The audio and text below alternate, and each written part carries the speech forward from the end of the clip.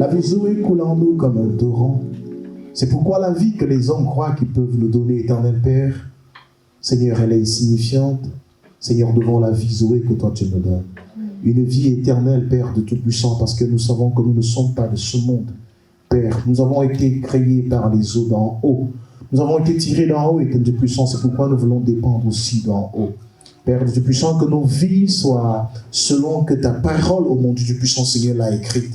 Que nos vies, ô mon Dieu, mon roi, reflètent véritablement, ô mon Dieu, ta pensée. Notre Dieu, notre Père, ce jour, nous sommes encore venus nous ressourcer, nous sommes venus apprendre.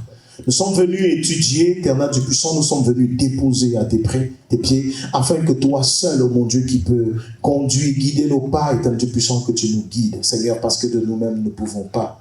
Seigneur, le monde dans lequel nous vivons aujourd'hui, éternel Dieu puissant, Seigneur, est parsemé d'embûches, mais c'est toi seul.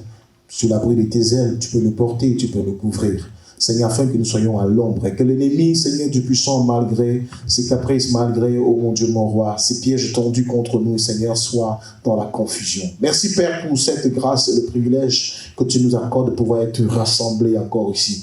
Nous sommes heureux, nous sommes bénis, Seigneur, le privilège que nous avons de pouvoir t'écouter, de pouvoir t'adorer, c'est un privilège que nombreux n'ont pas eu en cette journée. Que l'honneur, la gloire, les acclamations te soient rendues par le peuple rassemblé en ce lieu.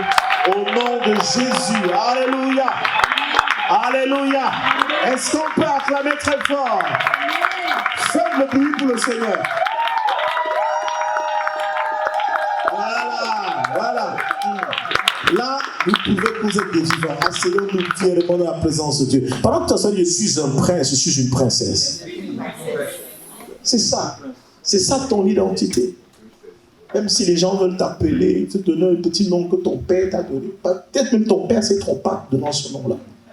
Mais si c'est trompé, je révoque cela. Si ce nom qu'on t'a donné est un nom qui te pousse plutôt à être parmi les plus petits, je déclare que ton nom spirituel se manifeste dans ta vie au nom de Jésus.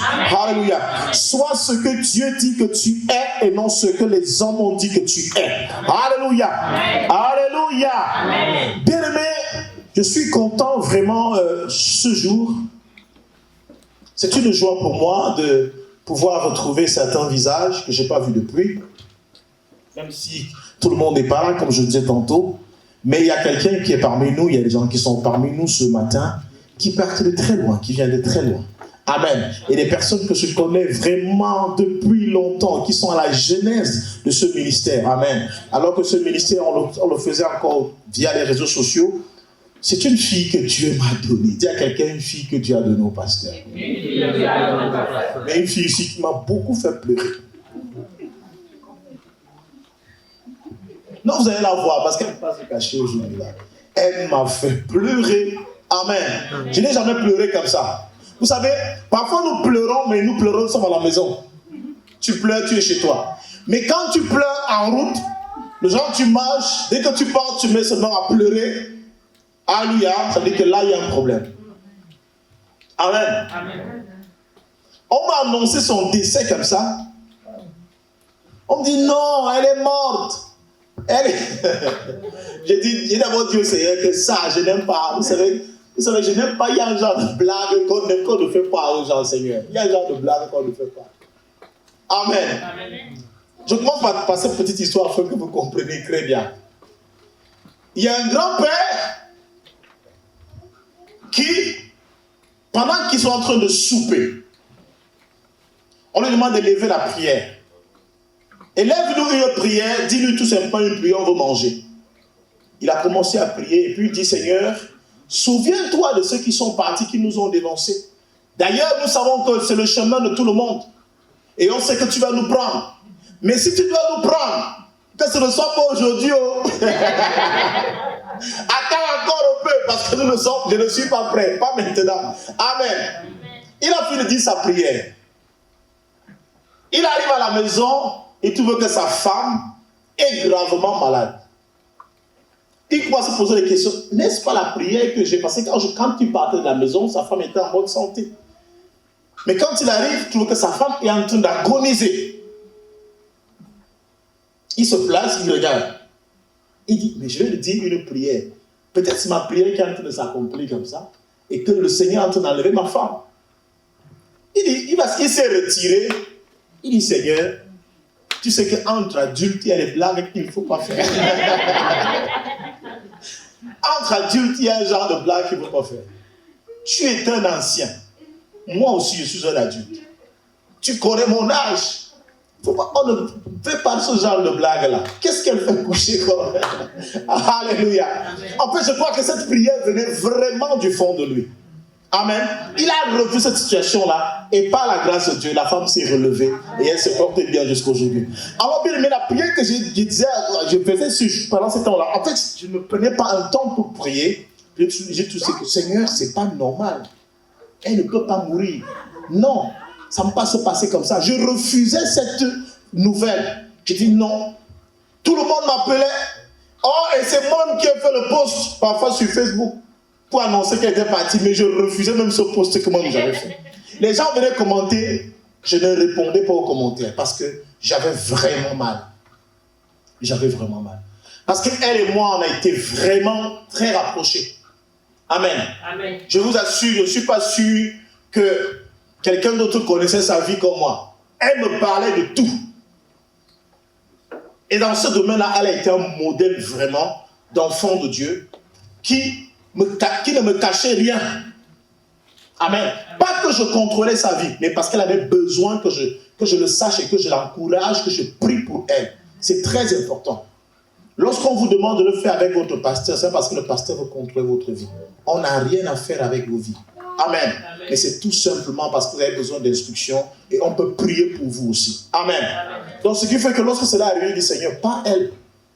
Tu peux encore prendre quelqu'un dans l'assemblée là. Ça peut arriver, hein. Que tu dis, bon, ok. Comme on a dit à Jésus, on a dit aux Juifs, choisissez donc qui vous voulez qu'on crucifie. Vous voulez qu'on crucifie qui? Ils ont dit que non, mieux tu nous remets Barabbas, crucifie celui-là. Crucifie celui-là. Amen. Il arrive souvent des moments comme ça, on dit que non, je préfère que celle-là, bon, c'est bon, parce que bon, il est presque pas inutile, mais pour le moment là, je ne vois pas trop ses œuvres, c'est mieux. Seigneur, prends celui-là. Ça arrive. Celui qui n'est pas utile, alléluia, que ce soit à Dieu ou aux hommes, tu seras mis de côté. C'est une réalité. Qu'on ne vous mente pas, qu'un père peut aimer tous ses enfants de la même manière, c'est faux. Amen. Même devant Dieu, nous manifestons les grâces ou bien les dons de Dieu en fonction de l'amour que Dieu a pour chacun de nous. Il nous aime tous. Amen. Mais il y a certains qui sont dévoués, qui sont attachés à Dieu, au point où chaque fois que Dieu veut penser à un homme avec qui il peut opérer sur terre, ce n'est que eux qu'il voit. Il y a des personnes ici, parfois, je veux prier pour tout le monde. Même ton nom ne sort pas de ma bouche. Je force. La fille là, Seigneur, tu connais la fille là. La fille là. Oh non, le gars là. Ça veut dire qu'il y a un problème. Tu dois être présent dans la pensée de Dieu. Amen. Amen. Et c'est comme ça qu'elle était. Elle vient non ce matin, non seulement pour présenter les enfants. Amen. Amen. Parce qu'elle a des enfants. Et pour vous saluer aussi. Alors je vais demander... Donnez-moi les affaires, je vous en prie. Parce qu'après cela, avant que nous passions la parole, nous allons prier. Vous savez, chez nous, nous ne prions, nous ne baptisons pas les enfants. Ça, vous le savez déjà. Amen. Amen. Mais nous prions, nous les consacrons, nous les présentons à Dieu. Amen, afin que Dieu puisse veiller sur eux. Et les parents, maintenant, vont prendre le relais afin de pouvoir leur enseigner la parole de Dieu. Et quand ils seront grands, ils auront le choix. Ils pourront opérer eux-mêmes le choix. On ne force pas un enfant à nous suivre. Amen. Mais nous avons l'obligation de pouvoir leur enseigner, de pouvoir les conduire sur les voies du Seigneur. Et quand ils seront grands, ils ne pourront pas s'en détourner. Alléluia. C'est ce que la parole nous dit. Alors je vais donc inviter les parents du petit Warren, amen, à pouvoir nous rejoindre ici. Et le petit Samuel à pouvoir nous rejoindre ici. Amen. Amen. Je l'appelle affectueusement Liliane. Amen. Et son nom est ensemble. Alléluia. Lui c'est Charlie. Vous allez monter ici. Ils viennent loin de l'Allemagne. Ah ouais, voilà. Heureusement que vous dites waouh. Mais je vous dis quelque chose. Malgré tout ce que je vous dis là, c'est la première fois qu'elle et moi se voient. C'est la toute première fois. Mais cette complicité existait à des milliers de kilomètres. On ne s'était jamais vu. Tout ce qu'on peut faire, peut-être WhatsApp, oui, mais rien d'autre. Amen. Mais elle est restée attachée à moi. Son nom, je l'ai connu aussi pas assez bien. Et elle a commencé, chaque fois qu'il avait quelque chose, il m'appelait aussi. Oh papa, oh pasteur, je suis déjà en train de faire ceci. Voilà ce que je suis en train de faire. Donc je connais tout leur parcours jusqu'ici, aujourd'hui. Amen. Mais l'ennemi, à un moment donné, quand l'ennemi connaît la valeur d'une relation, quand l'ennemi connaît ce que vous pouvez tirer quelque part, alléluia, il vous éloigne de ces personnes-là. Nous nous sommes parfois éloignés des bonnes personnes dans notre vie. Et c'est comme ça retrouvé très loin de moi. Je ne sais pas ce qu'elle avait entendu. Je ne sais pas ce qu'on lui avait dit. Mais je gardais espoir que ma fille qui est partie reviendra. Je savais parce que je ne lui avais rien fait. Et elle ne m'avait rien fait. Donc, je ne peux pas lui en vouloir. Si elle m'en veut sûrement parce qu'elle a entendu quelque chose, c'est pas grave. Ce qu'elle a entendu est venu et ça va repartir et elle reviendra. Alors, Dieu même s'est chargé de pouvoir la ramener. Elle a commencé à recevoir des visions. Pendant qu'elle reçoit les visions, lui aussi reçoit les visions. Peut-être séparés, pas dans la même ville. Amen. Et voilà comment elle me dit, oh papa, vraiment. Elle commence à me demander pardon. Pendant qu'elle demande pardon, je dis, ok, tu m'as fait quoi? Tu m'as rien fait, moi je t'en veux pas. Elle me dit, non, parce que j'ai fait ceci. Je dis, rien pour moi, je ne regarde pas tout cela. Je regarde pas tout cela. Tu veux revenir chez toi, sache que ta maison a un peu grandi. Viens tout simplement voir tes frères et tes sœurs. Amen. Viens les voir. Et viens chez toi. Amen. Elle a dit, ok, je vais programmer, je vais venir. Parce que le Seigneur a demandé qu'on consacre les enfants. Et voilà comment est-ce qu'ils se sont retrouvés ici. Est-ce qu'on peut acclamer encore plus?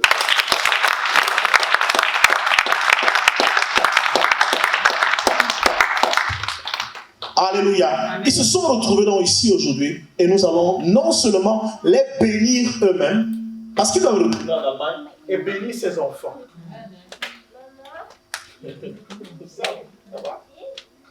Lorsque celui-ci naît, amen. Lorsque celui-ci naît, elle reçoit que le Seigneur demande, c'est moi qui dois donner le nom de l'enfant. C'est moi qui devais donner le nom de l'enfant. Amen. Amen. Et cela, on l'a fait ainsi. On a respecté. Amen. Ok. On va donc prier pour eux. On va prier pour les enfants, premièrement. Après, on va prier pour les parents. Alléluia. Et on va se mettre debout. Je vais inviter la prophétesse à mes côtés.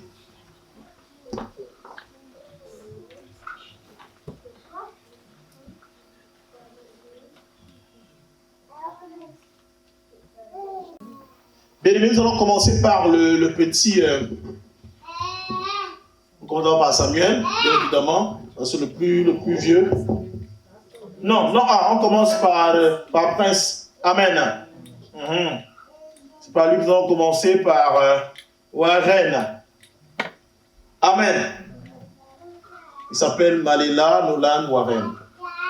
Alléluia. Viens avec moi. Viens.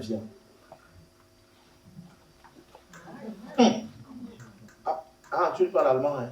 Nein. Il n'y a rien.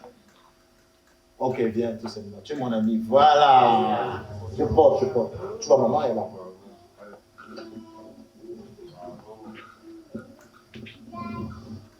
Attends. C'est bon. Et bien, pendant que je prie, toi aussi, tu peux prier avec moi. Amen. Père éternel, je te bénis parce que tu es Dieu et parce que ta parole s'accomplit en cette journée. Seigneur, de cela quelques années, oh mon Dieu, toi-même tu donnais la parole aux 3 patients selon laquelle cet enfant, oh mon Dieu, devait être consacré à ton honneur. Mon Dieu, mon roi, en cette journée, je viens te l'élever au Dieu puissant sur cet autel qui a été consacré, oh mon Dieu, à ton nom. Père, afin que la vie de cet enfant, oh mon Dieu, soit entre tes mains au nom puissant de Jésus. Amen. Dieu, 3 patients, je prie afin qu'il soit une bénédiction pour ses parents, une bénédiction pour l'Église universelle et une bénédiction pour la nation dans laquelle il vit au nom puissant de Jésus. Amen. Seigneur, que les pandémies qui frappent, oh mon Dieu, mon roi, en cette saison, ne le frappent pas au nom puissant de Jésus. Mais que sa vie soit couverte par le précieux sang de Jésus-Christ. Éternel, notre Dieu et notre roi, nous déclarons une 3 fois Saint-Père, que ce qui détourne les enfants de ce siècle, mon Père, ne le touchera pas au nom de Jésus. Amen. Il grandira la crainte de ton nom et de puissant Seigneur, Père. Et lorsqu'il sera grand, il ne s'en détournera point au nom de Jésus. Que tout plan de l'ennemi contre sa vie soit voué à l'échec au nom puissant de Jésus. Je consacre cet enfant aujourd'hui et je déclare que ta main est à jamais sur lui au nom précieux de Jésus-Christ. Amen. Amen. Tu vois que c'est fini là. Il a eu peur. Oui, ça va aller. Amen. Nous continuons avec le petit Samuel. Amen. Bon, lui, il ne va pas dire. Pas besoin de dire nice. Alors. Waouh.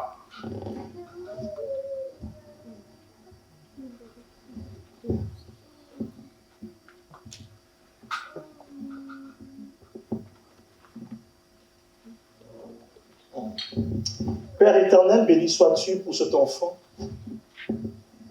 Mon Dieu, aussi vain qu'il porte le nom d'un de tes serviteurs et de Dieu puissant Père.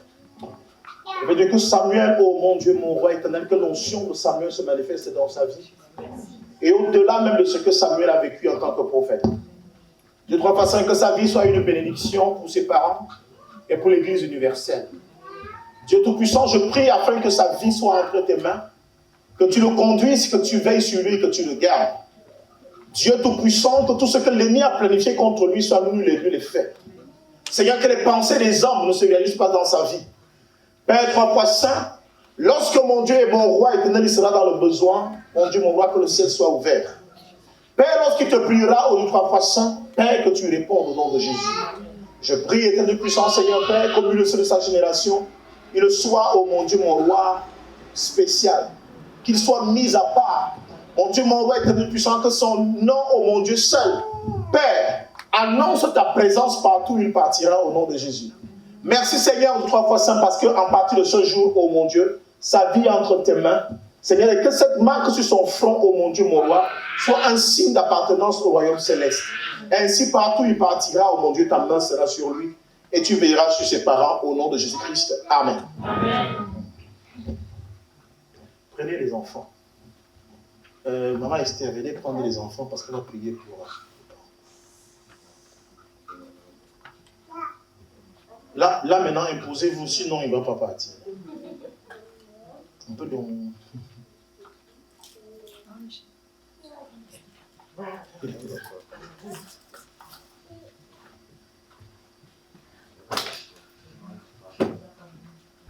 Tu manges bien à la main, hein? Quand ils voient souvent tes WhatsApp, tu n'étais pas sur...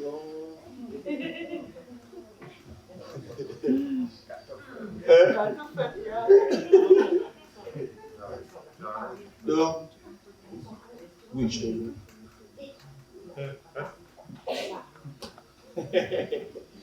Il est un parler avec l'autorité également.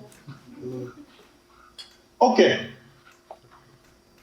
Avant de prier sur vous, ce que nous venons de faire, c'est le devoir de l'Église.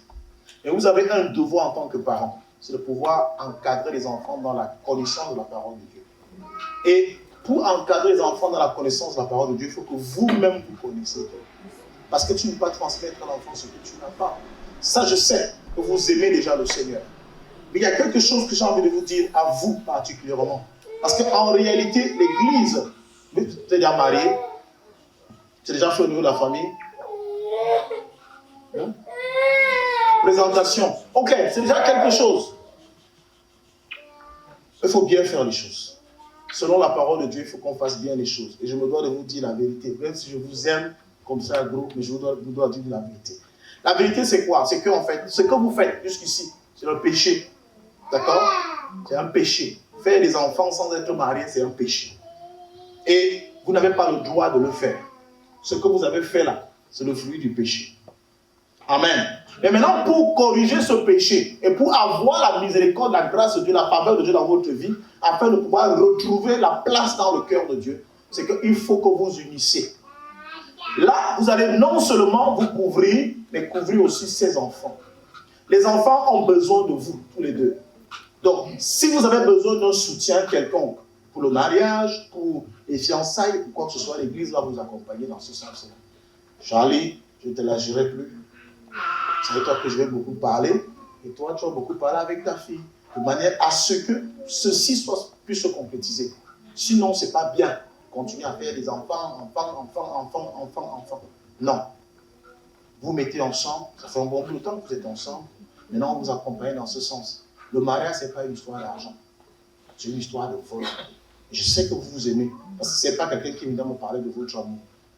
Quand Charlie me parle de toi, on a l'impression qu'il parle de Dieu. Quand toi, tu me parles de Charlie, c'est comme toi, tu me parles de la Vierge Marie, en fait. Donc, je sais que vous vous aimez. Et là, ça me rassure que nous sommes en train de bénir des gens qui iront très loin. Amen. Amen. Mais aidez-nous, aidez l'Église à pouvoir vous aider. Et la meilleure façon de l'Église pouvoir vous aider, c'est que vous-même vous soyez vraiment vrais entre vous et que vous puissiez voulez aller loin. On va vous accompagner dans ce sens-là. Dieu ma parole. D'accord? N'est-ce pas, Église? Oui. Un seul parole, amen. Amen. Voilà. Père éternel, Dieu Tout-Puissant, je bénis ton Saint-Nom en cette journée parce que tu as ramené tes enfants dans cette maison. Dieu Tout-Puissant, nous voulons dire honte à l'ennemi éternel puissant qui a voulu détourner de toi.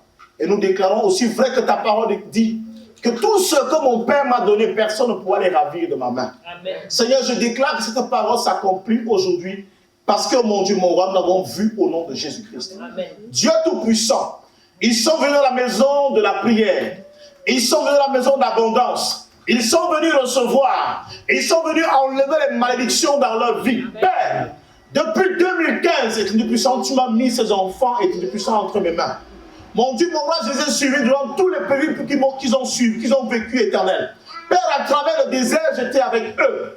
Toi, tu les as conduits jusqu'ici aujourd'hui parce que tu voulais qu'en ce jour, ceci s'accomplisse. Papa, je bénis ton Saint-Nom éternel. C'est pourquoi je déclare, mon Dieu, mon roi, que leur projet s'accomplira au nom puissant de Jésus. Amen. Dieu qui vous a permis de pouvoir vivre ceci jusqu'à ce jour, permettra que votre union se concrétise au nom puissant de Jésus. Amen. Je déclare que les moyens ne vous manqueront pas.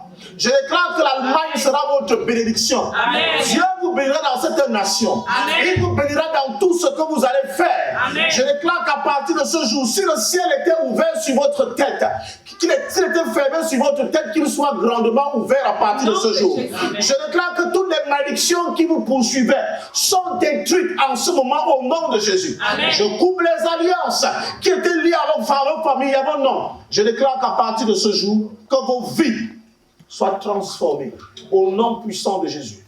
Que la gloire de mon Dieu soit sur vous et que la main de l'Éternel vous accompagne. Que Dieu vous donne la sagesse afin de pouvoir encadrer ses enfants. Qu'il vous donne la connaissance de sa parole afin que vous demeurez ensemble, unis, jusqu'à ce que le Seigneur vous appelle l'un à l'autre au nom puissant de Jésus. Amen. Je prie que votre couple soit un modèle pour en ce temps où il y a des divorces, un modèle en ce temps où les hommes se séparent, où les hommes vont avec les hommes, les femmes vont avec les femmes, que vous soyez un modèle. Un modèle dans ce monde où les hommes ne croient plus au mariage, les femmes ne croient plus au mariage. Père, nous voulons être la lumière du monde, car nous le sommes. Qu'il en soit ainsi pour vous. Soyez la lumière des couples, au nom puissant de Jésus. Et qu'en Allemagne, vous soyez cité un exemple. Je prie que la nation allemande vous accepte, vous aime, et que vous bénissez la nation allemande à cause de votre présence au nom de Jésus. Que Dieu vous bénisse pendant que vous êtes passés en ce lieu, au nom de Jésus que j'ai prié. Et le peuple peut dire Amen. Amen.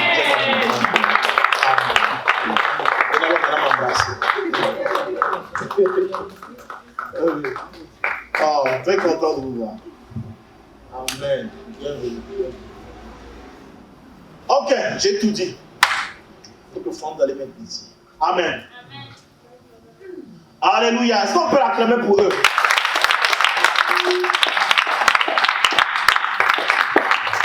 Toi qui n'as pas encore fait pour ton enfant, il faut que tu songes à cela. Amen. C'est important.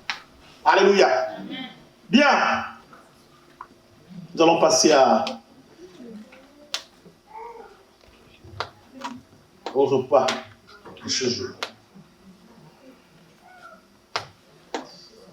Bien, comme on a fait la phase des témoignages, je n'ai pas voulu prendre le micro pour faire le témoignage parce que pour ne pas faire des allers-retours sur l'autel, j'ai préféré le garder pour le moment où j'allais monter sur la chair pour prêcher. Amen. Moi, j'ai vécu un moment extraordinaire. Lorsque Dieu nous demande d'apprendre à faire du bien aux gens, c'est comme nous rappeler notre devoir, notre identité. C'est vraiment notre identité. Nous sommes appelés à faire le bien. Amen. Nous sommes appelés à aimer. Nous sommes appelés, c'est dans notre ADN, c'est dans nous. Ce n'est même pas quelque chose qu'on doit te rappeler qu'il faut aimer. Non. Amen. Cette semaine, pendant que moi je sortais du boulot, alors je passais pour aller entrer dans la voiture, j'ai rencontré une vieille femme, une vieille dame. Elle était en train de siroter, je crois, un whisky, je ne sais pas quoi. Et elle avait sa cigarette, elle fumait. Quand je suis passé, elle m'a arrêté. Elle me dit, monsieur, bonjour monsieur. Je dis, bonjour madame. Elle dit, est-ce que vous pouvez m'aider? Je dis, bien sûr madame, je peux vous aider. Ah, quand moi j'ai vécu ça, je me suis dit, ah Seigneur, enfin. Merci parce que vous me donnez de pouvoir rendre service à quelqu'un aujourd'hui. Amen. Amen. Elle me dit, est-ce que tu peux m'aider? Je vais aller au troisième étage. J'habite là-dedans. Est-ce que j'ai été opéré au niveau du dos. Je voudrais que tu m'accompagnes. Est-ce que tu peux m'accompagner? Il dit, il n'y a pas de problème avant. Je vais t'accompagner. Elle était vraiment courbée. C'est comme ça qu'elle marchait. Fatiguée. Elle ne pouvait pas se redresser. Amen. Amen. Je l'ai prise par la main. Je lui ai dit, vous voulez que je prenne aussi votre sac? Elle dit, ah, ça me ferait plaisir. Je dis, il n'y a pas de souci. J'ai pris son sac. Nous avons fait des marches. On a commencé à marcher. Pendant qu'on marchait, on parlait, on tchatchait un peu, on parlait. Alléluia, on parlait un peu. Alors, comment vous êtes? Elle me dit, vous êtes quoi? Je dis, je suis chrétien, je suis pasteur. Ah, pasteur! Oui, je connais des évangélistes parfois qui viennent souvent, des évangélistes qui viennent souvent parfois. Et comme c'est blanc bavard, elle a commencé, elle m'a saoulé à un moment donné. Elle a tellement parlé que, à un moment donné, elle dit, ah oui, il n'y a pas de souci, je viendrai souvent, je viendrai. Elle me dit, je lui dis, est-ce que vous croyez en la prière? Elle me dit, je crois en la prière. Elle dit, est-ce que vous croyez que Dieu peut faire quelque chose pour vous aujourd'hui? Elle dit, ah bien sûr, les évangélistes viennent souvent chez moi. Les évangélistes viennent souvent chez moi. Oui, moi je crois en la prière. Je suis musulman, mais je crois en la prière. Je crois en la prière. Je dis, ok, d'accord, c'est bien, je crois en la prière. On a continué à monter. Elle me dit, c'est un peu long. Je dis, il n'y a pas de problème, on va arriver. Nous sommes arrivés. Quand nous sommes arrivés devant sa maison, devant sa porte, je dis qu'attends, j'ouvre la porte, j'ai ouvert la porte. Elle a voulu rentrer pour me dire, elle dit que non, c'est pas fini. Je lui ai dit, c'est pas fini. Je m'aimerais prier pour toi. Si vous pouvez prier pour toi. Elle me dit, non, vas-y, prie, pasteur. Elle était comme ça. Prie. J'ai commencé à prier. Alléluia. J'aime ce genre de moment. J'aime ce genre d'instant-là. J'ai commencé à prier. Je prie. Elle a béni. Bien aimé, pendant que je priais, elle s'est régressée comme ça. Amen. Amen. Et quand je finis de prier, elle a dit Amen. Je dis yes. Au moment de partir, comme elle tenait mes mains, elle a baisé ma main. Elle dit ah, merci beaucoup. Elle me dit ah, merci, que Dieu te bénisse. Que Dieu te bénisse. C'est elle qui a commencé à dire que Dieu te bénisse. Que Dieu te bénisse, je repasserai, je vais revenir. Elle me dit ah oui, c'est à tout moment, il faut repasser, Merci, pasteur. Ce merci-là a fait ma journée. Amen. Ce merci avait plus de valeur qu'un milliard d'euros. Ce merci avait plus de valeur que, je ne sais pas, un présent que tu peux me donner. J'étais content d'avoir fait du bien à une femme, à une vieille femme, une vieille dame. Amen. Amen. Voilà ce qui va nous caractériser. Je l'ai bénie et je suis parti. Amen. Je dis pour qu'elle ferme sa porte. Elle n'arrivait pas à fermer sa porte. Elle me dit oh, merci. Elle parle de merci. Je dis yes. L'amour n'a pas besoin de grands gestes, parfois des petits gestes comme ça. Combien de personnes que nous rencontrons dans les transports? Toi, jeune homme, tu es assis. Une maman se place à côté de toi parce que dans un pays de liberté, je fais comme je veux. Elle est là, tu es assis, tu as les écouteurs aux oreilles, tu as ton téléphone, tu es sur WhatsApp. Une maman à côté de toi, tu n'as pas son temps. Il y a un papa qui arrive, tu es debout, il est debout, toi tu es assis, ça ne te dit rien. Amen. C'est par ces petits gestes-là, pas la prière, c'est par ces petits gestes-là, c'est tout ce que Dieu nous demande. Marquez la différence. Amen. Marquez la différence. La politesse se trouve dans le Saint-Esprit. Le Saint-Esprit connaît la politesse. La parole de Dieu nous l'enseigne. Amen. Amen. Les enfants de ce siècle ne sont plus polis. Tu lui parles, il te répond à l'instant. Parce qu'il sait s'exprimer en français. Parce qu'il a la même taille que toi. Parce qu'il croit qu'il a la même corpulence que toi. Parce qu'il pense qu'il peut raisonner comme toi. On ne sait plus se courber devant les cheveux gris. On ne reconnaît pas que celui-ci est grand. Il est plus âgé que moi. On ne sait plus, on ne reconnaît pas cela. Bien-aimés, Église, nous devons marquer la différence. Nous devons marquer la différence. Amen. Amen. Donc voilà un peu mon témoignage. Que Dieu soit glorifié. Amen. Aujourd'hui, l'Esprit de Dieu va nous conduire sur un thème. Je vais enseigner, je ne vais pas prêcher. Amen. Amen. Je vais enseigner, ça ne sera pas une prédication. Donc vous allez avoir beaucoup à noter. Vous allez beaucoup noter. Pour ceux qui aiment noter, quoi. Pour ceux qui aiment prendre des notes, vous allez noter.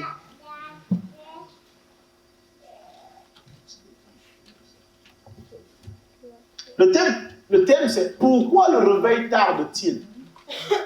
Pourquoi le réveil tarde-t-il? Pourquoi le réveil tarde-t-il? Amen. Amen. Pourquoi est-ce que le réveil tarde? Est-ce que l'évangéliste Christian peut me donner?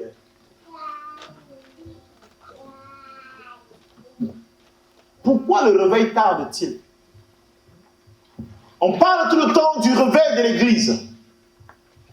On parle tout le temps du réveil. Les gens ont même baptisé leur ministère Réveil des Nations. Pourquoi le réveil tarde-t-il? Amen. Amen. On va prendre Matthieu chapitre 25, c'est par là que nous allons commencer. Matthieu chapitre 25, du verset 1 à 13.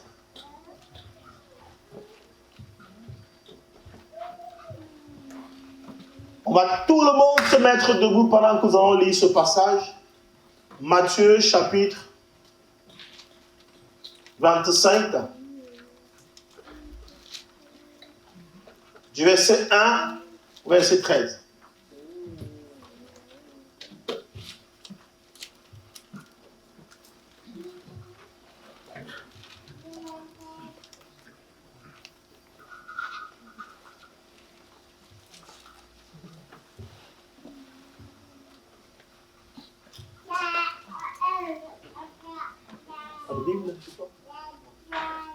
Donnez une Bible.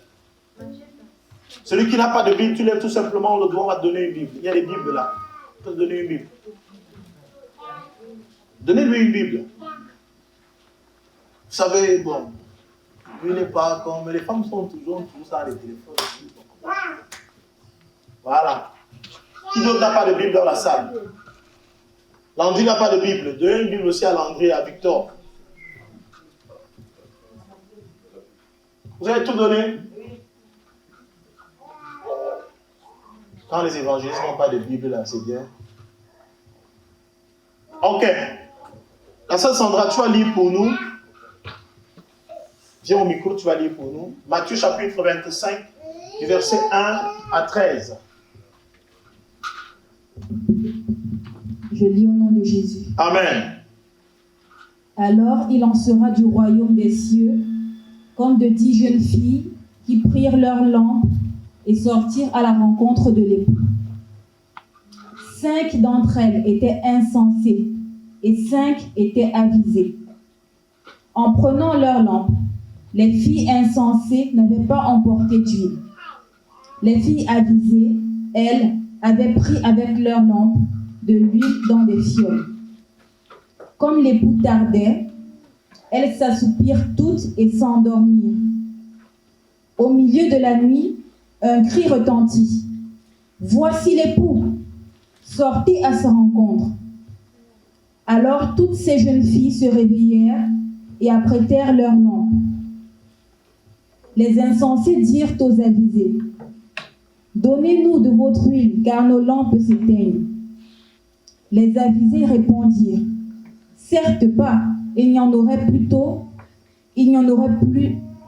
pas assez pour nous et pour vous. Allez plutôt chez les marchands et achetez-en pour vous. » Pendant qu'elles allaient en acheter, l'époux arriva. Celles qui étaient prêtes entrèrent avec lui dans la salle des noces et l'on ferma la porte. Finalement arrivèrent à leur tour les autres jeunes filles qui disent « Seigneur, Seigneur, ouvre-nous » Mais il répondit « En vérité, je vous le déclare, je ne vous connais pas. Veillez donc, car vous ne savez ni le jour ni l'heure. » Amen. Amen. Bien-aimé, quelqu'un répète après moi. Veillez donc. Veillez donc. Car vous ne savez ni le jour. Car vous ne savez ni le jour. Ni l'heure. Ni l'heure. On va reprendre maintenant sur notre forme. Veillons donc. Veillons donc. Car nous ne savons ni le jour. Car nous ne savons ni le jour. Ni l'heure. Ni l'heure. Amen. Amen. Asseyons-nous. Bien-aimé, pourquoi le réveil tarde-t-il?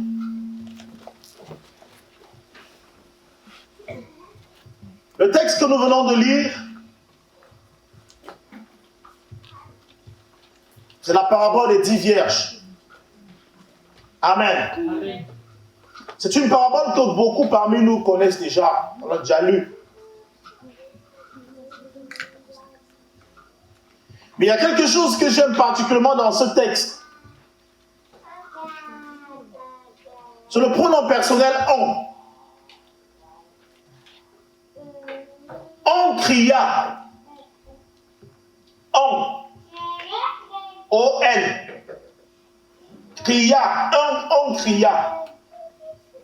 Quelqu'un cria. La Bible ne donne pas son nom. La Bible ne dit pas qui a crié. Mais la Bible dit on cria. Amen. Amen. On cria. Chaque fois que vous voyez des mots dans la Bible, cherchez souvent à comprendre pourquoi est-ce que ces mots sont écrits. Amen. Amen. Pourquoi on? Pourquoi on? Et pourquoi le on doit crier? Alléluia. Amen. On, parce que ça peut être n'importe qui. Or, nous savons que la Bible est précise. Les textes dans la Bible sont précis. La Bible, lorsqu'elle veut dire Édith cria, dira Édith cria. Lorsqu'elle veut dire que Pierre cria, il va dire Pierre cria. Si vous voulez dire Paul dit ceci, la Bible dira Paul a fait ceci. Mais pourquoi à ce niveau-ci, on dit on cria? Et pourquoi il a eu besoin de crier? Premièrement, le on, c'est parce que ça pouvait être quelqu'un qui n'est pas connu. Amen. Crier ici, là, il a dû crier parce que tout le monde était endormi. S'il ne criait pas, les gens n'allaient pas se réveiller. Amen. Il n'allait pas se réveiller. Si un réveil est sur vibreur ou sur silencieux, il sert à quoi? Si un téléphone est sur silencieux, ça veut dire que même quand il va sonner, si tu n'es pas à côté, tu ne sauras pas qu'il a sonné. Amen. Amen. C'est la même chose. Il y a beaucoup de chrétiens qui sont sous silencieux. Tu évangélises mais sous silencieux.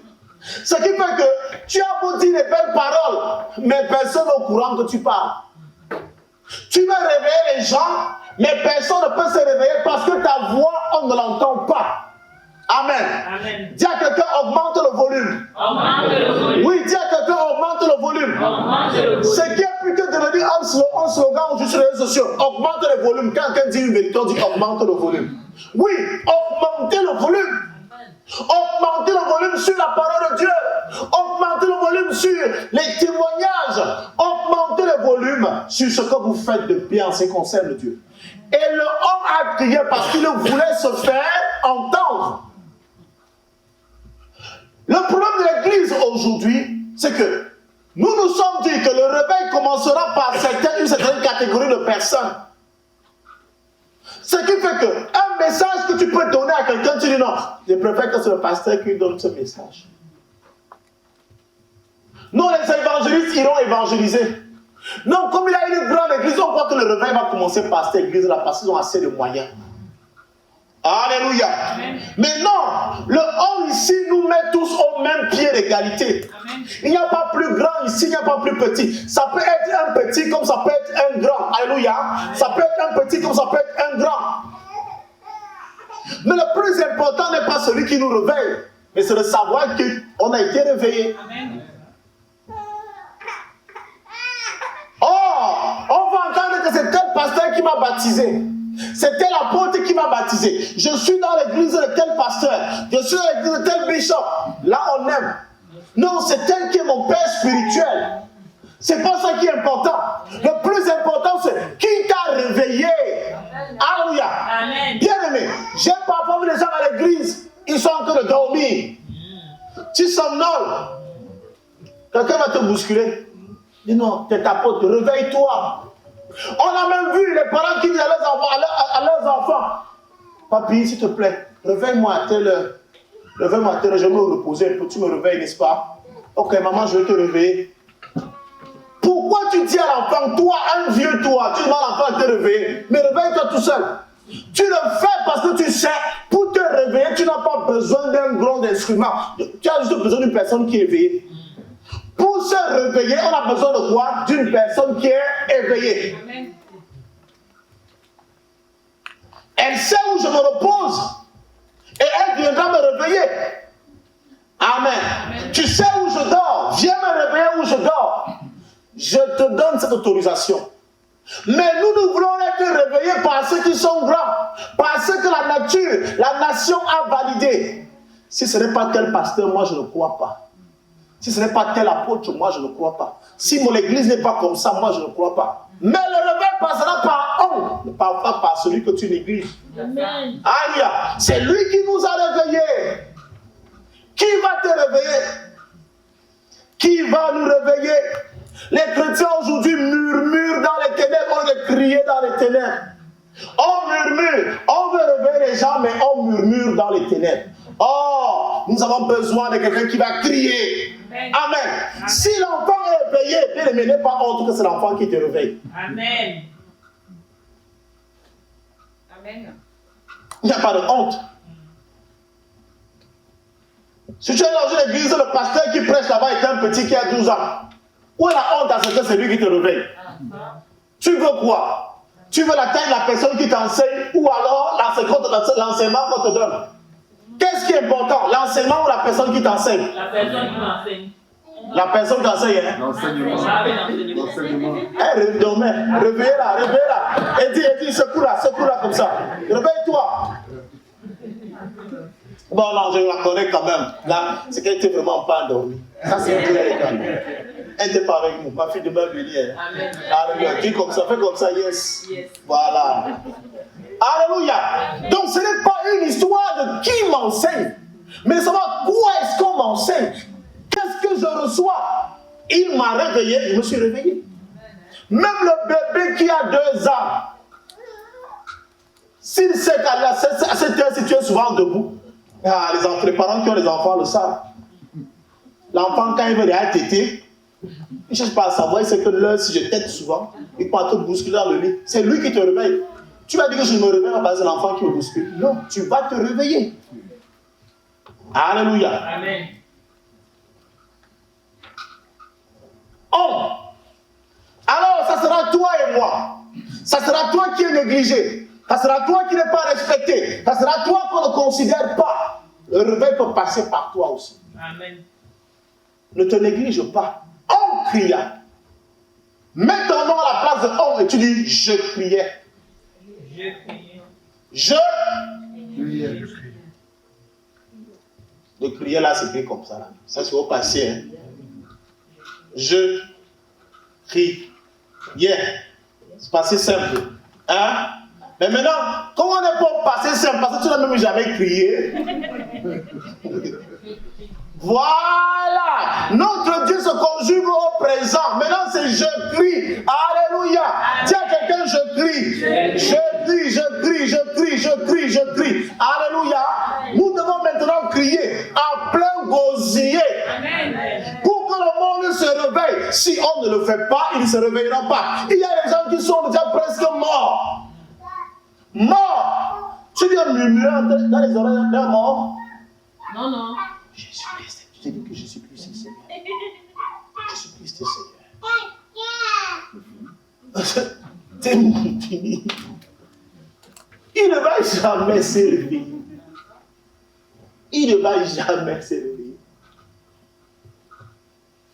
Amen. Amen. Et le problème que nous avons aussi au sein de l'église, c'est que quand bien même quelqu'un va crier comme ça, quand je dis crier, il faut forcément d'élever la voix. C'est ta présence, ton omniprésence dans la chose de Dieu. Chaque fois que tu rencontres quelqu'un, tu lui parles seulement de Dieu. Dieu. C'est ça crier aussi. Crier, ce n'est pas élever la voix forcément. Crier, c'est parler de Dieu à quelqu'un chaque fois que tu le rencontres, au point que la personne se rend compte que moi je partais pour voir le type. Chaque fois que tu le rencontres, il parle toujours de Dieu, de Dieu, de Dieu. Ça me fatigue. Amen. Ou alors, je vais aller là où il m'invite.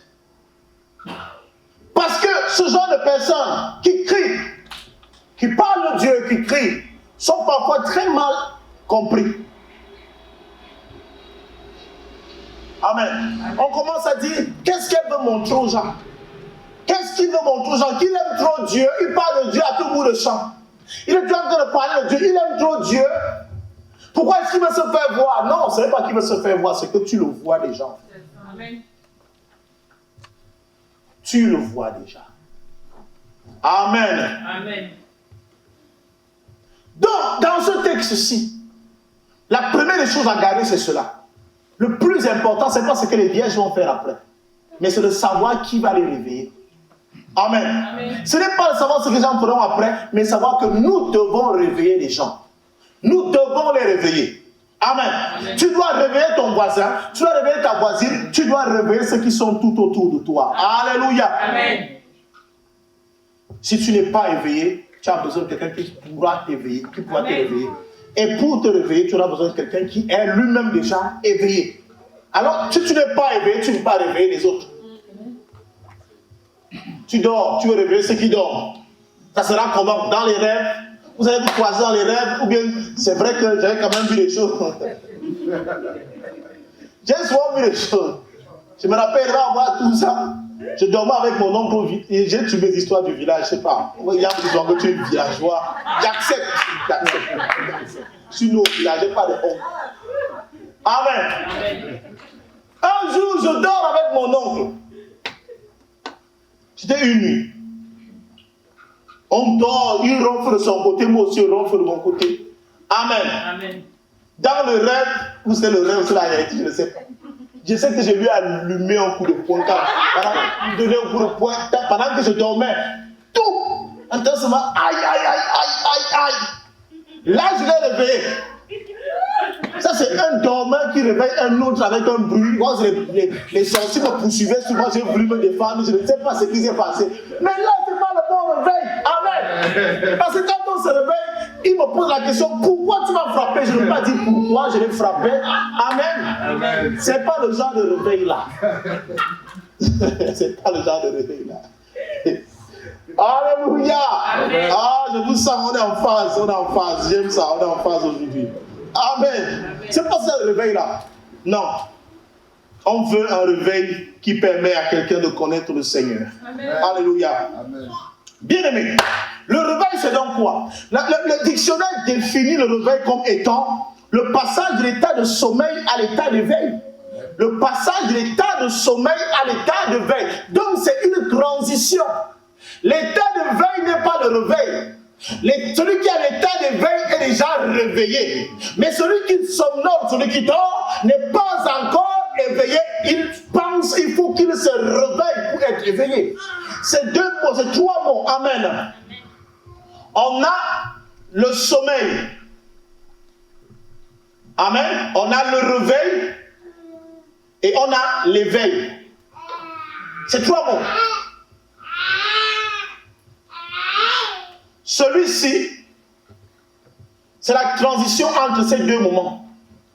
Amen. Amen. Pour être éveillé, il faut que tu te réveilles d'abord. Or, le réveil est une action. Le réveil peut se passer en une seconde, mais l'éveil peut se passer toute une vie. Amen. Amen. L'éveil, c'est toute une vie. J'ai mis mon téléphone en veille. J'ai mis mon téléviseur en veille. Quand le téléviseur est en veille, tu peux même voyager, tu le laisses, il est toujours en veille. N'est-ce pas? Oui. Mais quand tu réveilles ton téléphone, c'est en quelques secondes. T'attends, et que c'est déjà allumé, tu l'as réveillé. N'est-ce pas? C'est quelques secondes. C'est un acte qui se passe en quelques secondes, après c'est fini. Mais il y a des gens qui sont dans ce passage tous les jours de leur vie. On est toujours en train de réveiller. Réveiller, réveiller, réveiller, réveiller. Si tu réveilles quelqu'un pendant 10 ans, soit tu regardes stagiaire au séjour des morts toi-même, soit on t'a déjà employé à la mort, parce qu'en fait, tu es sûrement mordier. Parce que là, on ne peut pas réveiller les gens tous les jours. Une personne qui est réveillée est déjà réveillée, elle est déjà en phase d'éveil. Amen. Amen. Je préfère qu'on te réveille, peut-être tu t'endormes encore, tu rentres encore dans cette phase-ci. Mais que lorsque, quand tu ne pas de réveil, tu dis je suis réveillé, mais tu ne manifestes pas le signe d'éveil. Amen. Est-ce qu'on est ensemble? Amen. Alors, le réveil aussi est défini toujours dans le dictionnaire comme sonnerie de clairon qui annonce aux soldats l'heure de se lever. Ça, c'est dans l'armée. Ça t'annonce l'heure de te réveiller. L'heure de te dire, ok, maintenant, lève-toi, c'est bon, tu as assez dormi. La guerre, on sonne déjà, ça a sonné, on nous attaque déjà, réveillez-vous. On doit déjà aller aux entraînements, au tir, au terrain de tir. Allons-y pour tirer, réveille-toi. Amen. Chacun de nous doit connaître ce moment-ci. Amen. Chaque chrétien doit connaître ce moment-ci. Beaucoup sont ici. Même si tu marches, parce qu'en fait, quand on voit sommeil, tu as l'impression qu'il s'agit d'être couché. Ce n'est pas forcément d'être couché. Tu peux être en train de somnoler, tu rêves même en marchant. Les gens qui ne sont pas à l'église, même si on est là comme ça, ils ne sont pas là. Ils ne sont pas à l'église avec vous. Amen. Amen. Et la troisième définition de réveil, c'est le retour à l'activité. Le retour à l'activité, parce que celui qui dort n'est pas actif. Amen. Amen. Alors, le réveil, c'est le retour à l'activité. Amen. Amen.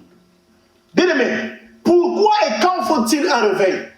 Pourquoi est-ce qu'il faut un réveil? Pourquoi et quand est-ce qu'il faut un réveil? Maintenant, nous parlons de l'église. Nous ne parlons plus en termes généraux, nous parlons pourquoi est-ce qu'il faut le réveil à l'église? Pourquoi est-ce qu'il faut le réveil chez le chrétien? Pourquoi?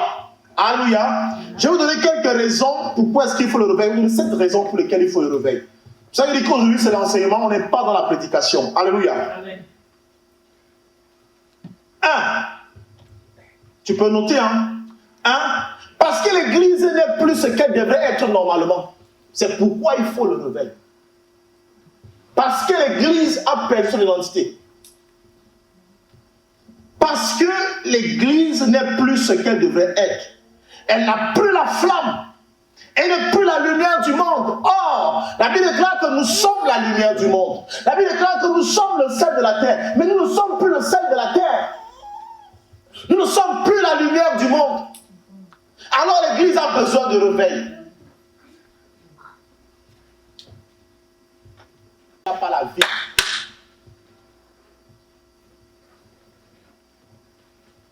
Ah oui. Les gens se fatiguent quand l'église n'est plus source de vie, la vie Zoé. Il est important de souligner que Jésus est la solution, pas une solution. Amen. Jésus est la solution, pas une solution. Parce que quand on dit une solution, on a l'impression qu'on peut trouver d'autres solutions ailleurs. Il est la solution. Je vous ai expliqué cela ici. Je crois que c'est vendredi qu'on a expliqué cela. Que Jésus est la solution parce que vous allez vous rendre compte que nous sommes tous rassemblés ici. Si on demande à chacun de donner son sujet de prière, on a un sujet de prière différent. Mais nous espérons tous la réponse à Jésus. Alléluia. Pourquoi 40 personnes, 50 personnes, 1000 personnes rassemblées quelque part peuvent espérer en une seule personne? Parce qu'en fait, Jésus n'est pas un homme, mais Jésus est un composé. Amen. Yes. Jésus est un composé. Jésus est un ensemble d'éléments. Amen. Amen. Jésus n'est pas une personne. Le nom de Jésus est un nom qu'on a donné à un composé. Et ce composé-là, c'est l'ensemble de tout ce qui est bon, de tout ce qui est beau, de tout ce qui est merveilleux qu'on a rassemblé en un seul nom. Et c'est pourquoi, toi, tu veux quelque chose de merveilleux, je veux quelque chose de merveilleux, elle veut quelque chose de merveilleux. Nous tous, on va trouver dans ce composé qui est Jésus et chacun tire ce qu'il a, ce qu'il veut. Alléluia. Amen. Je dis, Jésus est comme cette bouteille d'eau. Jésus est comme cette bouteille d'eau. Amen. Quand tu vois la formule de l'eau, c'est H2O. En chimie, on va faire un peu de chimie. H2O. O. Amen. H2O. Ça, c'est la formule chimique de l'eau. Amen. Ça veut dire qu'il y a un atome d'hydrogène et 2 atomes d'oxygène. Alléluia. Mais quand tu regardes l'étiquette de l'eau, tu vas lire beaucoup d'autres éléments qui sont à l'intérieur. Amen. On va dire la composition de l'eau de cette bouteille, c'est magnésium, calcium, sodium, potassium, chlorure, sulfate, nitrate. Alléluia. Tout ça, c'est dedans. Ça veut dire que pendant que tu bois de cette eau, tu bois du sulfate, du potassium, du magnésium et tout ce que vous voulez qu'on a cité à l'intérieur. Amen. Amen. Pourquoi? Parce que Dieu a tout concentré en une seule personne. Amen. Ce qui fait que voici ce que les chrétiens font. Les chrétiens viennent donc à l'église. Il dit, pasteur, j'ai besoin du magnésium. Et parce que les pasteurs se comportent aussi comme des marabouts à un moment donné. Amen. Il veut te montrer comment est-ce qu'il peut t'extraire du magnésium ici. Il commence dans la chimie spirituelle. Il met les éprouvettes, il prend le coton, il commence à dire non, lis quel verset biblique, lis comme ça, fais comme ça, prends le jeûne 2 jours, et puis tu fais l'offrande. Paul, viens avec un sacrifice, ça va se faire, ma fille, ça va se faire. Dieu est fidèle, viens. Là, il faut extraire du magnésium. Le magnésium, il s'appelle le mariage. Hein? Tu es venu pour le mariage. Tu veux que le pasteur prie seulement pour ton mariage. Pasteur, enlève, donne-moi. Et le pasteur aussi commence à vouloir faire. Tout fait pour t'extraire le mariage ici. Amen. Amen. Alléluia. Amen. Un autre va venir. Moi, je veux du calcium. Son calcium ici, ça peut être le travail. Il veut seulement le travail. Le pasteur commence encore la même chimie, il fait. Il se rend compte après qu'il a perdu trop de temps. Ce que le pasteur aurait dû te dire, ce que l'homme de Dieu aurait dû te dire, c'est qu'au lieu de pratiquer cette chimie spirituelle, prends tout simplement Jésus, tu le bois. Quand tu auras besoin du potassium, puisqu'il est déjà en toi, il répondra. Amen. Quand tu auras besoin du calcium, puisqu'il est déjà en toi, il répondra. Amen. Quand tu auras besoin de ceci, puisqu'il est déjà en toi, il répondra. Amen. Amen. Alléluia. Amen. Mais parce que nous n'acceptons pas cela, nous voulons faire de la chimie, c'est de la sorcellerie. Amen. Accepte Jésus dans ta vie et tu auras tout ce dont tu as besoin. Amen. Yes.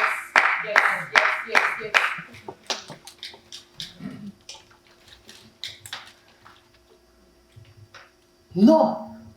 Alléluia. Amen. Alors parce que l'église n'est plus ce qu'elle devrait être. 2.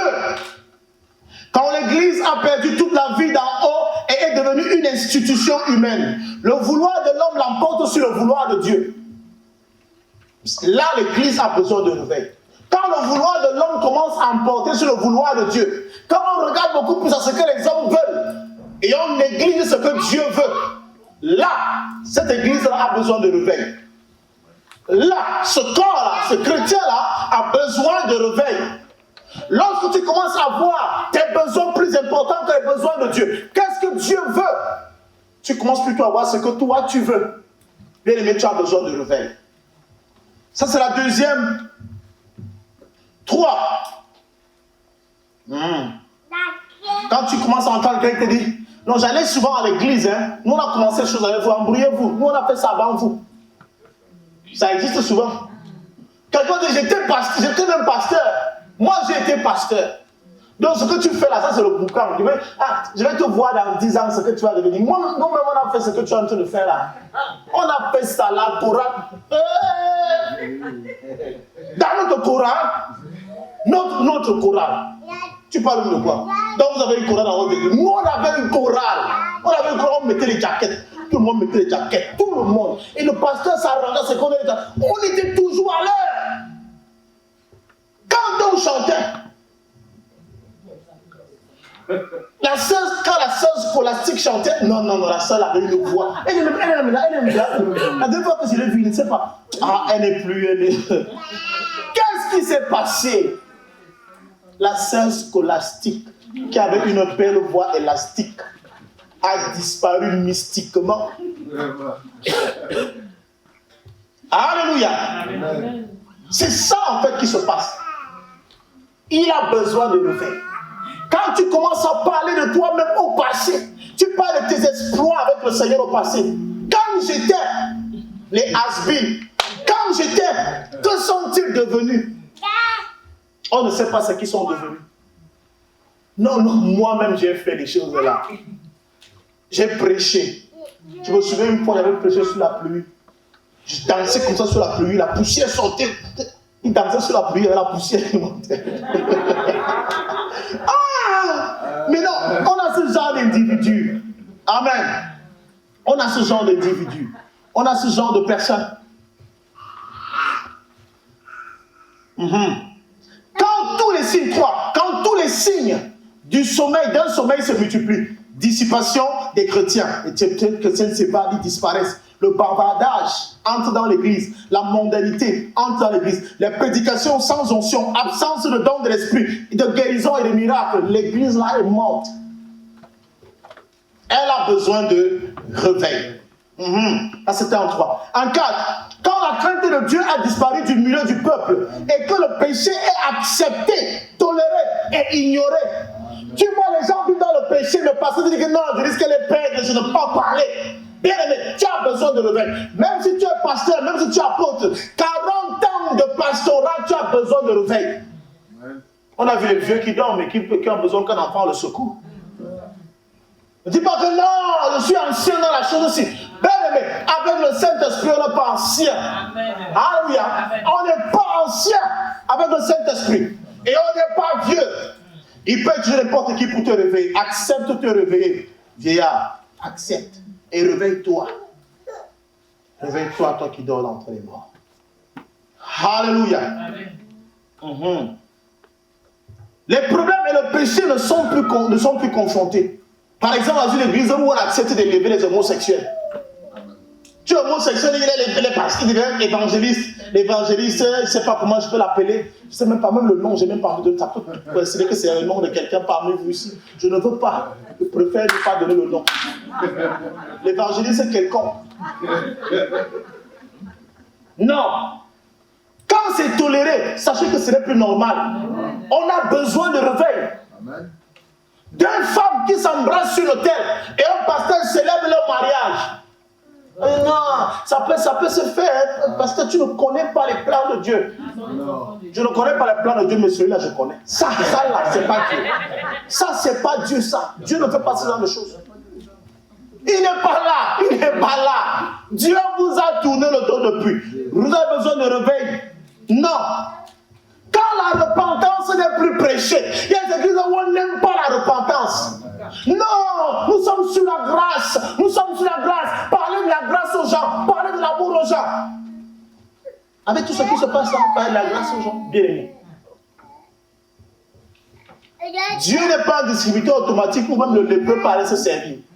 Non. Alléluia. La repentance doit être prêchée à l'église. Si on ne prêche la repentance, on a besoin de réveil. On a besoin de réveil. Chrétien, repens-toi, tu as besoin de réveil. Ta vie ne dépend pas du pasteur, c'est ta propre vie. Veille sur ta vie. Repens-toi sincèrement. Alléluia. Car il n'y a donc plus la repentance. Quand les gens sont mal, quand on parle de la repentance, quand on parle de repentance, il n'y a plus d'acclamation. Il n'y a plus ceci. Mais quand on dit recevoir,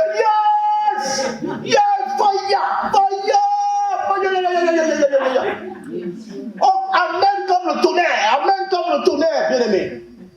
Ça là, c'est un cabaret de Satan. Ça, c'est le cabaret de Satan. Amen. Vous partez déjà. Si on ne vous a pas dit, vous êtes en route. Besoin de réveil. Alléluia. Donc quand les hommes et les femmes adhèrent à un club social, qui a une vie avec Christ, ils ne prennent plus conscience de leur état. Tu ne prends plus conscience de ton état. Tu as commencé à appeler le bien mal et le mal bien. Ta conscience est corrompue. Tu t'habilles tendance, mais tu oublies la repentance. Mais tu as besoin d'un véritable réveil. Tu as besoin qu'on vienne te frapper le marteau. Les gens qui dorment au point où tu dois frapper pour qu'ils se réveillent. C'est pas normal. Qu'est-ce que moi, c'est pas normal. Tu as besoin de réveil. Alléluia. 7. Quand l'Église n'ose plus proclamer la sainteté de Dieu et sa colère face au péché, les dirigeants qui n'osent pas confronter un chrétien à cause de son statut social élevé et de son pouvoir monétaire. Quand tu as trop d'argent, le pasteur ne te parle pas d'une manière. Non, le frère va partir. Le frère va partir. Il faut qu'il parle d'argent. Non, l'église va se vider. Bien aimé, on paye ici 3500 €, mais si vous n'êtes pas là, je ne vais pas tolérer parce que vous avez l'argent. Mieux, je peux supplier. J'arrive sur le bailleur et dis pardon, supporte-moi encore, supporte, on va payer. Il va dire, pasteur, lève-toi, j'ai compris. Je vais me lever. Que de supporter le péché parce que tu donnes l'argent. Ton argent, je n'ai rien à faire avec. Rien. Le peu que je gagne comme ça là par mois, quand j'ai faim, je vais aller chez ma belle-sœur et on viendra manger. Heureusement que j'ai encore des belles-sœurs. Non. Bien aimé, notre vie dans le Seigneur doit être une vie, on doit être des exemples, des modèles. Lorsqu'on plie les casses, ce sont les chrétiens, les anciens de l'église, et le pasteur est au courant de cela parce que tu manges les dîmes. Quel genre de dîmes tu peux manger, bien aimé? Même Dieu demande de regarder le genre d'offrande qu'on apporte dans sa présence. Amen. Tu voles et tu apportes la présence, tu te prostitues comme une femme, tu apportes la dîme. La dîme de la prostitution, c'est pour faire quoi? À l'église? Ah, comme c'est l'autel va sanctifier. Non, ça ne t'apporte rien. Destruction.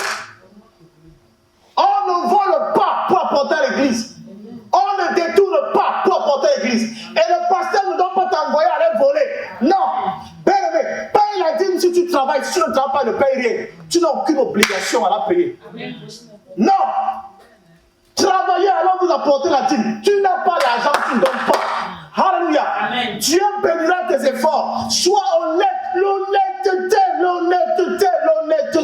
L'honnêteté, ça doit être notre identité. Amen. Tu n'es pas honnête, tu n'es pas de Dieu. Amen. Celui qui passe dedans à duper les autres, tu n'es pas de Dieu. Peu importe le nom qu'on peut te donner. Amen. Tu ne sais pas comment est-ce qu'on t'appelle. Jonathan, si tu es un voleur, arrête, frère. Tu ne gagnes rien. Non. Ils ont l'argent, ils croient qu'ils peuvent parler aux gens n'importe comment. Non, même je vais parler au pasteur. Toi qui tu veux parler au pasteur, on va se voir où? Frère, viens avec une dîme de 1 milliard, tu fais mal, je te le dis. Cache direct là. Direct. Je ne fais pas le différer. Je te parle en direct. On doit se séparer, on se sépare là, tu prends ta route, tu vas. J'aurais dit, j'aurais une conscience tranquille. Comment vous faites pour dormir? Comment vous faites? L'argent est plein dans vos poches, mais le cœur n'est pas. On peut tromper tout le monde, mais pas sa conscience. Comment vous faites ça? Comment vous faites?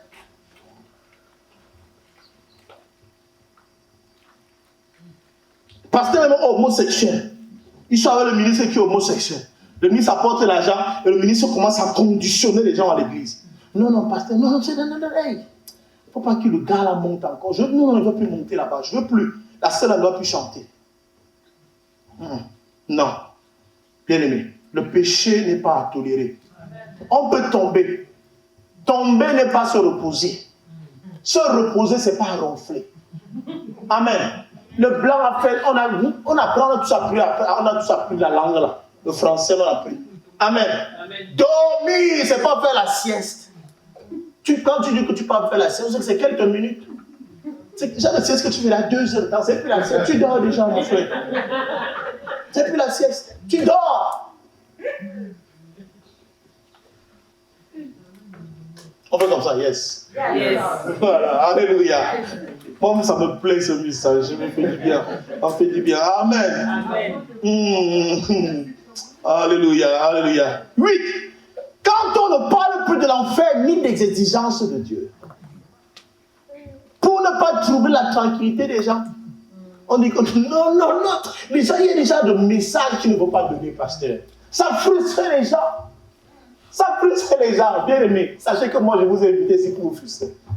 On est là pour frustrer le péché. On est là pour frustrer le malin. Parce que si on ne le frustre pas, il reste là au milieu. Les églises ne sont pas détruites parce que les gens n'aiment pas Dieu. Mais les églises se sont détruites parce qu'en fait on ne dit pas la vérité aux gens.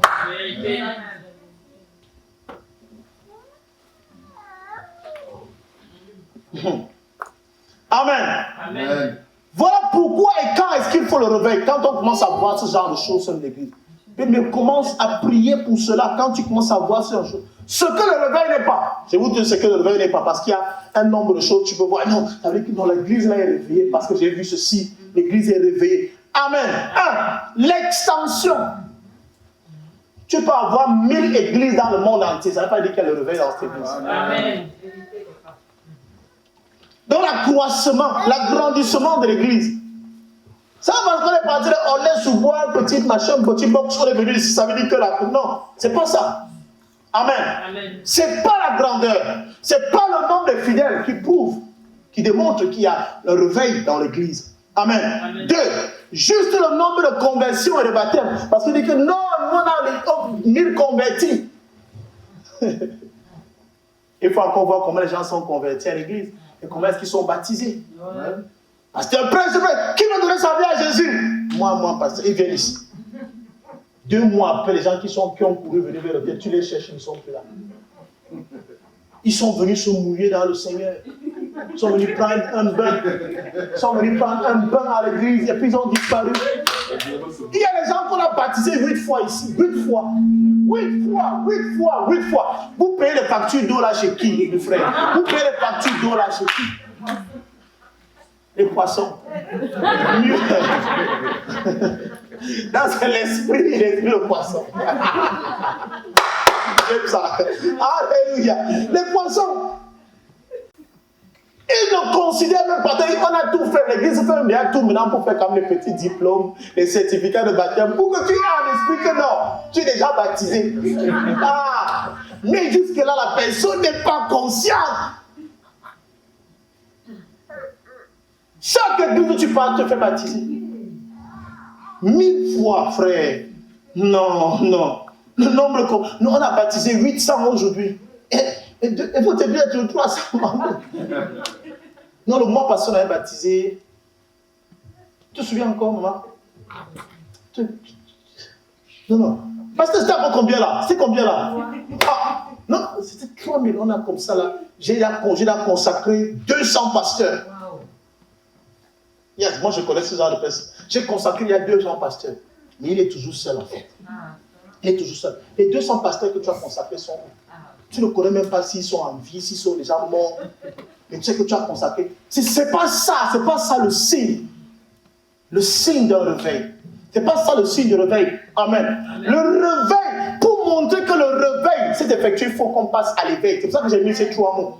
Éveillé, on sent que ce n'est pas éteint, c'est là. Toi tu bâtis chaque mois, mais aucun ne reste. L'adhésion d'individus comme membres de l'église. Les églises ont signé les cartes. Oh, j'ai ma carte de membre, ma carte, comme ces associations. Chacun sa carte de membre. Mais ce n'est pas ça. Bien aimé, ce n'est pas parce que vous êtes ici que je vous considère comme membre de l'église. Hein. Ça, sachez-le. Amen. Amen. Non, c'est vrai que je vous vois, c'est les mêmes gens que je vous vois tous les dimanches. Tout dépendra de la détermination avec laquelle je vous verrai entre vouloir servir le Seigneur. Chaque fois que tu viendras toujours me parler de toi, je te dirai que tu es de passage. Parce que dès que tu auras ce que tu veux, tu vas partir. Oh, on ne bâtit pas avec les pèlerins. On ne bâtit pas avec les pèlerins. C'est des voyageurs. C'est des voyageurs. Il y a des voyageurs parmi nous. Bien aimé, un voyageur est un passant. Et ne le bloquez pas dans son passage. Sinon, il va te bousculer. C'est la personne qui crée les problèmes dans les églises. Pour rien. La sœur, elle ne m'aime pas. Le frère ne m'aime pas. Il doit t'aimer, c'est quel genre d'amour que tu veux. Elle doit t'aimer, c'est quel genre d'amour. Non. Il est même déjà bon. Le voisin crie déjà. Alléluia. Bien-aimés, nous ne sommes pas là pour nous amuser. Bien-aimés, nous sommes fatigués de ça. Je vous dis la vérité. Je suis arrivé à l'église dite de réveil en 1991, tout petit comme l'enfant que là. Donc il y a des choses, quand tu commences à faire l'église, c'est dans que ça là. Ça c'est l'esprit que j'ai vu chez Maman Sipora au Cameroun. Là, ça c'est l'esprit que j'ai vu chez Papa. Ah! Christian ne rit pas. C'est la vérité. Moi je vous dis. En fait, un jour, je vous saurai. Amen. C'est des réalités que je vous dis. Amen. Je comprends qu'il y a beaucoup de choses que vous ne comprenez, que vous ne... En fait, vous voyez comme ça, vous négligez. Mais moi, il y a des choses que je vois, je dis que ça, là, j'ai déjà vu ça quelque part. Et c'est voilà comment ça s'est terminé. Nous sommes là pour le Seigneur, bien-aimés. Nous sommes là pour le Seigneur. Notre façon d'apprécier même nos sœurs, nos frères, démontre que nous voulons rester avec eux pendant longtemps. Nous voulons rester avec eux des décennies. Toi, tu commences à manifester un peu de colère parce que ta sœur a fait quelque chose. Ça veut dire que tu es de passage. Parce qu'il faut supporter. Il faut supporter. Quand c'est que tu vas passer 40 ans avec quelqu'un, 50 ans avec la personne, tu commences à l'accepter. Amen. Je ne pense pas au divorce avec ma femme. On peut passer moins de choses. Et moi, je dis que non, vraiment, tu as un comportement qui m'énerve. Ça là. Tu entends un homme qui commence à dire que tu as un comportement qui m'énerve. Réfléchis. Il a déjà un petit sac quelque part chez la personne. Le petit sac est déjà emballé. Il est à part de partir. Ce que tu vois là, tu vas constater que il y a une chemise qui m'a. Ta chemise bloquée sur ici. J'ai dit laisse ça. D'abord la chemise elle m'énervait, mais elle était plus bien. Non, la chemise est déjà partie. C'est déjà parti. C'est déjà quelque part. On met déjà. Dieu vous a béni, vous avez donné un pasteur fou, je vous dis la vérité. Oui, Seigneur. Merci Seigneur, merci. On continue, n'est-ce pas? Donc l'adhésion comme membre, ce n'est pas ça qui signifie le réveil. Le sérieux dans lequel une église vit sa confession de foi. Il y a des gens qui donnent plus d'importance à la confession de foi que la foi même. C'est-à-dire, ils ont une vision, l'église a une vision, voilà ce qu'on me fait. La vision, pour la vision, prend le dessus sur la personne de Jésus-Christ. C'est pas normal. Jésus d'abord et la vision suit Jésus. Amen. La vision s'adapte à la pensée de Jésus. Si c'est Jésus qui doit s'adapter à ta vision, c'est un problème. Là, ce n'est pas le réveil. Amen. Amen. Et j'ai envie de donner cette raison, je crois que je vais m'arrêter là aujourd'hui. On va continuer, quand je vais continuer vendredi. Mais mardi ou vendredi, qui prêche mardi? Ah. Je peux vous demander le vendredi si vous me permettez? Merci, chef. Ok. On demandait. Je finis par les 7 raisons pour lesquelles le réveil tarde. Je vais les lire, tout simplement. Amen. Les 7 raisons pour lesquelles le réveil tarde. 1.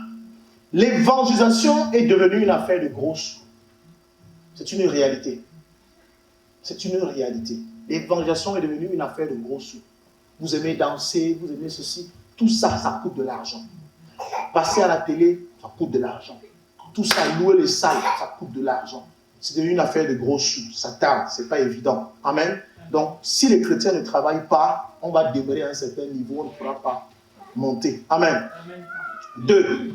Le réveil tarde parce que l'évangile est déprécié de nos jours. Les évangélistes sont prêts à faire n'importe quoi tant que cela pousse quelqu'un à s'approcher de l'autel. C'est-à-dire qu'on fait n'importe quoi, tant que la personne s'est approchée de l'autel, apporter un peu d'argent, on va le flatter. On va le flatter et la personne ne se réveillera jamais. En fait, je suis gentil par rapport à ta poche. Je t'apprécie par rapport à ce que tu apportes à l'église. Le réveil ne peut pas venir dans ce genre de situation. Non.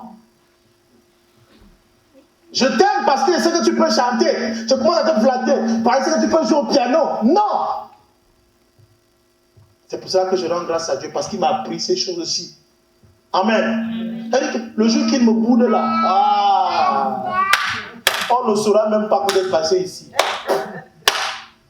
Je vais m'asseoir sur mon piano et jouer. Amen. Je vais jouer. Fini de jouer. Alléluia. Et après, on fait notre culte. Mais je rends grâce à Dieu parce que depuis qu'ils sont là, ils sont fidèles. Amen. Amen. Et j'ai reçu tellement de témoignages de vous que on a parlé de témoignages tout à l'heure. C'est Landry, le pianiste, qui allait faire ce que les Ivoiriens appellent la talakou. Amen. Il allait parler de moi à une de ses sœurs. Il parlait tellement bien que la sœur restait silencieuse comme ça. Il dit, tu parles de qui? Il dit, non, j'ai mon pasteur là. Il dit, il la prêche. Il prêche. Et on ne m'a jamais prêché comme ça. J'ai suivi une prédication. Moi, je viens te chercher. Je suis qu'il est surpris quand je parle comme ça parce qu'il n'a pas parlé avec lui. J'ai plutôt parlé avec sa soeur, quoi. C'est sa soeur qui m'a appelé. Non, il faut qu'il vienne te chercher même dimanche prochain. Comme tu vas aller chanter là-bas. Je viens te chercher. Alléluia. Alléluia. Et sa soeur lui dit que, mais tu parles de qui? C'est mon neveu. Donc en fait, il parle comme ça là, à ma tante. Et ma tante dit que c'est mon neveu que tu parles là. C'est mon neveu. Moi je le connais, oui, il chante, il chante. Il chante. Alléluia. Amen. Donc je suis très content de les avoir ici. Nous sommes contents de les avoir. Amen. Est-ce que vous pouvez acclamer pour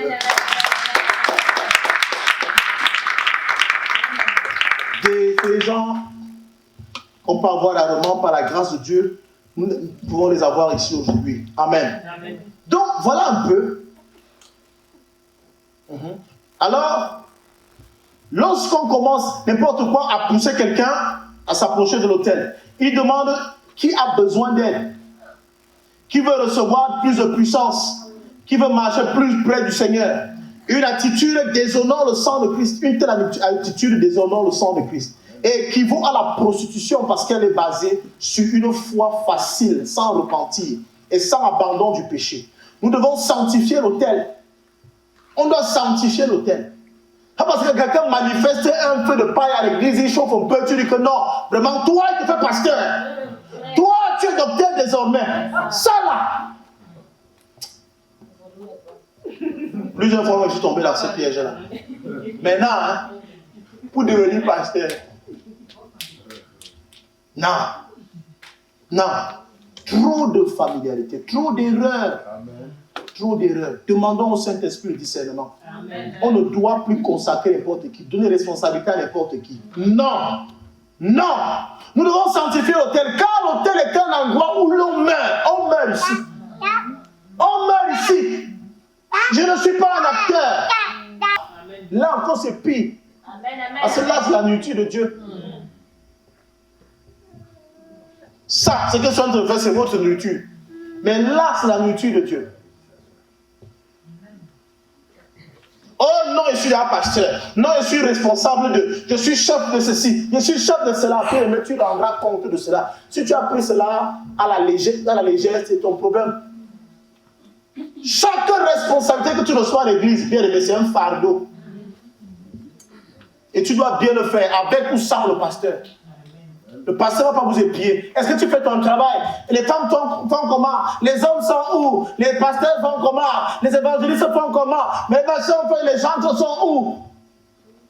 D'ailleurs, chante. Ne m'écrivez plus à votre copain. Écrivez maintenant dans votre groupe là-bas que vous avez créé là. C'est bon, vous avez créé le groupe là parce que vous voulez me débarrasser de vous en fait. Vous n'avez pas compris le business. C'était pour vous laisser avec votre chef là, avec votre Rodrigue là. C'était pour vous laisser avec lui. Vous gérez vos affaires là-bas. Je veux seulement voir comme ça. Je ne suis pas obligé de venir commenter. Donc ne me demandez plus. Amen. Amen. Non. Faites ce que vous avez à faire là-bas. C'est votre ministère. Vous rendrez compte par rapport à votre ministère. Je rends compte par rapport à comment je vous organise. C'est tout. Amen. Amen. C'est très important ce que je suis en train de vous dire. Parce que parfois vous êtes souvent bloqué, vous voulez faire des choses, vous vous dites peut-être que le pasteur va valider, va faire ceci. Je peux vous demander une chanson, mais vraiment, sentez-vous libre. Amen. Hein, Sandra? rendez ministère. Brigitte et Christelle, Victor, rendez ministère. Faites votre travail. Faites votre travail. Amen. Amen. Donc, que ceux qui ne veulent pas payer ce prix n'en parlent pas. Servir le Seigneur, c'est payer un prix. Amen. Si tu ne peux pas payer le prix, n'en parle pas. N'en parle pas. Amen. Le réveil tarde à cause de toi. Le réveil tarde à cause de l'insouciance. À l'hôtel, on consacre trop peu de temps aux personnes qui s'approchent pour traiter des affaires éternelles. Il y a beaucoup de gens qui veulent parler de leur foi. On ne leur donne pas assez de temps. Mais on donne beaucoup plus de temps à ceux qui veulent parler business. Oh non, vraiment, j'ai une affaire là. Là, tu vois le pasteur prier sur la personne. Parce que la personne là, si l'affaire la donne, il sera en haut. Oh, il y a quelqu'un qui veut, il est en train de mourir parce qu'il a envie de connaître le Seigneur. Il veut changer sa façon de, sa manière de prier et tout ça. Il veut connaître le Seigneur. On ne donne pas de temps à ce genre de personnes. Comment le réveil général? Vous êtes devenu une église de business. Tout le monde fait business, argent. On ne parle qu'argent. L'argent, ce n'est pas mauvais. C'est pas mauvais de chercher l'argent. Amen. C'est bien de chercher l'argent. Mais étant déjà dans le Seigneur. Amen. Voilà. Le réveil tarde à cause de la crainte. Étant qu'évangélistes, nous restons bouche cousue devant les fausses religions de notre siècle. Comme si nous connaissions plus d'un nom par lequel les hommes puissent être sauvés. Vous voyez les gens qui sont, comme certains dans les réponses ici, et que non, on a du mal à parler aux musulmans parce qu'ils vont nous dire ceci. Est-ce que vous connaissez notre nom qui sauve dans le Jésus-Christ? Alors vous devez être conscient que celui qui n'est pas dans Jésus-Christ est mort et il va en enfer. N'ayez pas peur. Quitte à ce que la personne vous dit que je suis musulman, mais toi, tu dois lui dire que Jésus-Christ est Seigneur. C'est Jésus qui donne la vie. Amen. C'est ça en fait.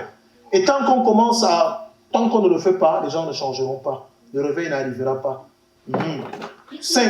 Nous voyons des émeutes sans réveil, mais à la lumière de la Bible et de l'histoire de l'Église, où voyons-nous un réveil sans émeute? 6. Le réveil tarde parce que les sentiments d'urgence font défaut dans la prière. Le facteur essentiel, unique, même qui provoque ce retard dans le réveil du Saint-Esprit, c'est que l'on ne souffre plus de l'agonie pour gagner des âmes. Nous substituons la propagande et la propagation à la propagation. Quelle folie! Le Nouveau Testament ajoute un précieux post-scriptum à l'histoire d'Élie. Dans Jacques chapitre 5, verset 17, il dit ceci. Il pria. Tandis que sans cette mention de il pria, alléluia, Amen. cette mention forte de l'Ancien Testament, dans lequel nous aurions remarqué l'abandon. S'il n'avait pas prié, il aurait abandonné sûrement. Amen. Amen. Le réveil tarde aussi parce que on accepte les accolades charnelles. On aime être apprécié des hommes. On aime que tout le monde nous félicite. On aime que tout le monde dise « Ah, tu prêches bien !» Ah, Dieu, vraiment, la prédication aujourd'hui était bien. On aime entendre, j'étais à la radio, je suis passé à la télé. Tu as vu mon direct sur Facebook, 40 millions de vues. Tu as vu combien de personnes étaient connectées? Ah oui, beaucoup de personnes étaient connectées, mais tu as dit quoi aux gens? Ça, le réveil tarde, parce qu'on aime être populaire. On aime être apprécié. Il faut refuser parfois les accolades. Ces accolades, parfois, des gens qui veulent vous enfoncer. Un jour, je finis de prêcher, c'est là où je finis. Je vais continuer la suite, je crois, mardi ou vendredi, selon que la prophétesse et son équipe me le permettront. Amen. Amen. Un jour, pendant que je prêche, je finis de prêcher, je descends de l'hôtel, un homme, je ne sais pas qui, où il venait, il me dit, oh mon frère, tu as bien, ta prédication était profonde, tu as bien prêché, c'était puissant. Je lui dis que, même Satan me dit souvent ça. Ça l'a refroidi. Parce que, en fait, je n'avais pas un problème contre lui. Amen.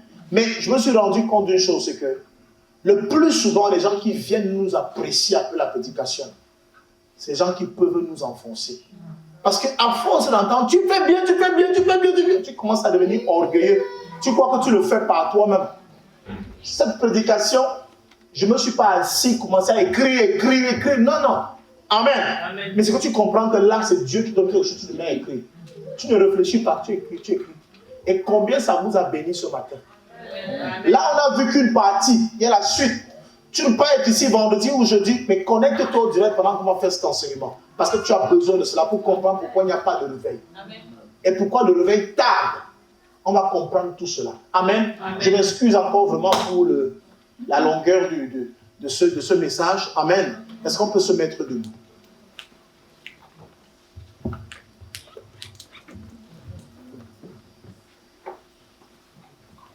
Et que Dieu bénisse chacun de vous qui a écouté ce message. Que Dieu bénisse tous ceux qui étaient connectés. Amen.